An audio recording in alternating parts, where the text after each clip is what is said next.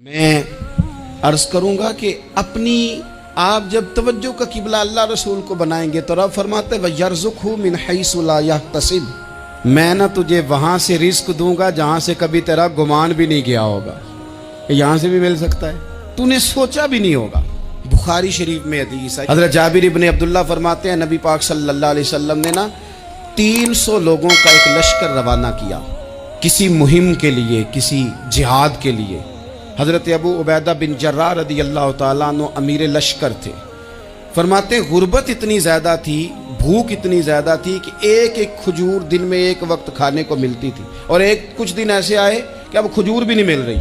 فرماتے ہیں اتنی زیادہ بھوک لگی مجاہدین کو، 300 بندہ پتے کھا کے گزارا ہونے لگے۔ یہ بخاری میں موجود ہے۔ آپ فرماتے ہیں کہ دریا کے کنارے ہمارا پڑاؤ تھا، ٹھہراؤ تھا، جب بھوک سے نڈھال ہو گئے نا، وَيَرْزُقْهُ مِنْ حَيْثُ لَا يَحْتَسِبُ، اللہ وہاں سے روزی دیتا ہے، گمان بھی نہیں ہوتا۔ فرماتے ہیں ایک مچھلی اللہ تعالیٰ نے دریا کے کنارے بھیجی، فرماتے ہیں وہ تھی تو مچھلی پر پہاڑ جتنی تھی۔ بخاری میں لفظ ہیں، حضرت جابر ابن عبداللہ رضی اللہ تعالیٰ عنہ فرماتے ہیں 300 آدمی 18 دن تک اس مچھلی کو کھاتے رہے، مچھلی ختم ہی نہیں ہوئی۔ مچھلیاں نہیں، مچھلی کہتے ہیں 18 دن 300 بندہ کھاتا رہا، مچھلی ختم ہی نہیں ہوئی۔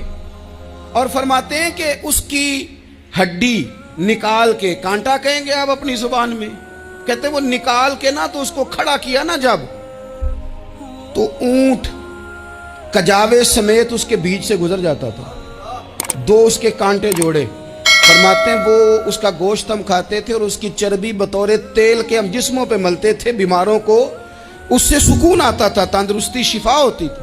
فرماتے ہیں ہم کھایا بھی ہم نے، اور کچھ لے کے ہم مدینے بھی گئے، اور قربان جائیں نبی پاک نے بھی اس میں سے کھایا۔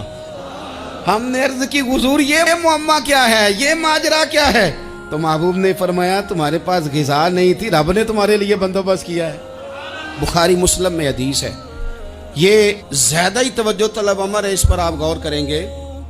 حضرت ابو ہریرہ فرماتے ہیں کہ نبی پاک علیہ السلام نے فرمایا ایک شخص نے بادلوں کے اندر سے آواز سنی کہ فلاں آدمی کا کھیت اور باغ خشک ہو گیا ہے، وہاں برسو اور اس کے کھیت کو سیراب کرو۔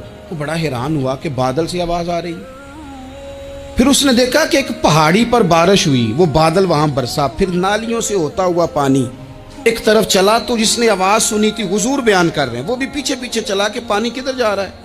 اس نے جا کے دیکھا کہ ایک مقام پہ ایک باغ کو وہ پانی لگ رہا ہے اور ایک آدمی وہ پانی لگا رہا ہے۔ اس نے اس سے پوچھا تیرا نام کیا ہے؟ اس نے کہا کیوں؟ کہنے لگا بتا نا۔ اس نے نام بتایا تو کہنے لگا یہی تو وہ نام ہے جو میں نے بادلوں کے اندر سے سنا ہے کہ فلاں کے کھیت کو پانی دے دو۔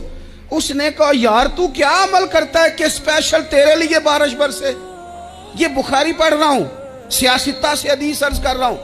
اس سے پوچھا تو کیا کام کرتا ہے کہ جناب اللہ تبارک و تعالیٰ کا حکم کرم آیا کہ خاص تیرے لیے پانی برسے اور تیرے کھیت کو سیراب کرے؟ تو اس نے کہا چھوٹا ذمہ دار ہوں، پر جب فصل اگتی ہے تو 3 حصے کرتا ہوں، ایک حصہ اپنے بال بچوں پہ، بہن بھائیوں پہ خرچ کرتا ہوں، ایک حصہ پورا، اور ایک حصہ دوبارہ کاشتکاری پہ لگاتا ہوں، اور تیسرا حصہ خالص میں نے مسکینوں، یتیموں اور غریبوں کے لیے رکھا ہوا ہے۔ وہ جو تیسرا حصہ اللہ کرے آپ سمجھے، وہ رب کے بندوں پہ تیسرا حصہ خرچ کرتا ہے نا، تو کریم مالک نے فرمایا جہاں سے غریب کا حصہ جاتا ہے وہ کھیت خشک نہیں رہنا چاہیے، وہ جہاں سے مسکین روٹی کھاتے ہیں وہ خشک نہ رہے، جہاں سے یتیموں کو کچھ آتا ہے کہیں اس کی فصل رہ نہ جائے۔ میں اور آپ بھی اگر اپنے مال میں مسکینوں، یتیموں، غریبوں کے حصے رکھ لیں گے تو فصلیں خشک نہیں رہیں گی، ان کے اندر تازگی آئے گی، نور آئے گا، کرم آئے گا، خاص کر خدا کی رحمت برسے گی۔